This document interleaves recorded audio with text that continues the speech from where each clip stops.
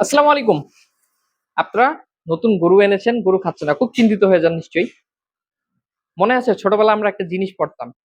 যেকোনো জায়গায় বা পরিস্থিতিতে নতুন অবস্থায় খাপ খাইয়ে নেওয়াটাকে বলা হলো অভিযোজন। গরুর ক্ষেত্রেও আমরা যখন নতুন একটা গরু আনি, এই গরুটার অভিযোজন হতে বা নতুন জায়গায় খাপ খাইয়ে নিতে একটু সামান্য পরিমাণ সময়ের প্রয়োজন হয়। একটা গরু আনার সাথে, সাথে খাবে না। তার জায়গাটা পরিবর্তন হইছে। হয়তোবা তার সঙ্গে সাথী ছিল কিছু, এই সাথীগুলা পরিবর্তন হইছে। মালিক পরিবর্তন হইছে, নতুন মানুষ, নতুন জায়গা, নতুন স্থান। এখানে মনটা স্বাভাবিকভাবে খারাপ থাকে। আপনি যখন হুট করে কোথাও যদি চলে যান বা প্রবাস চলে যান, আপনার মনটা খারাপ হবে, এটাই স্বাভাবিক। তো তাদেরও মন খারাপ হয়ে যায়। আশেপাশে বন্ধু-বান্ধব, অন্যান্য গরু থাকে, এদের জন্য মন খারাপ হয়। এটা এক। আরো অন্যান্য কিছু সমস্যা থাকে যেটা হলো, গরুকে যখন আনে একটা হাটে তুলে, তখন গরুকে প্রচুর খাবার দেওয়া হয়। প্রচুর জোর করে পানি খাওয়ায়, অনেকে আবার চোঙা দিয়ে পানি খাওয়ায়, পাইপ দিয়ে পানি খাওয়ায়। এইজন্য অনেক সময় খায় না। তার মধ্যে মূল যে কারণটা থাকে এটা হলো জায়গা পরিবর্তন। জায়গা পরিবর্তনের জন্য গরু অনেক সময় খাওয়া-দাওয়া কমিয়ে দেয়।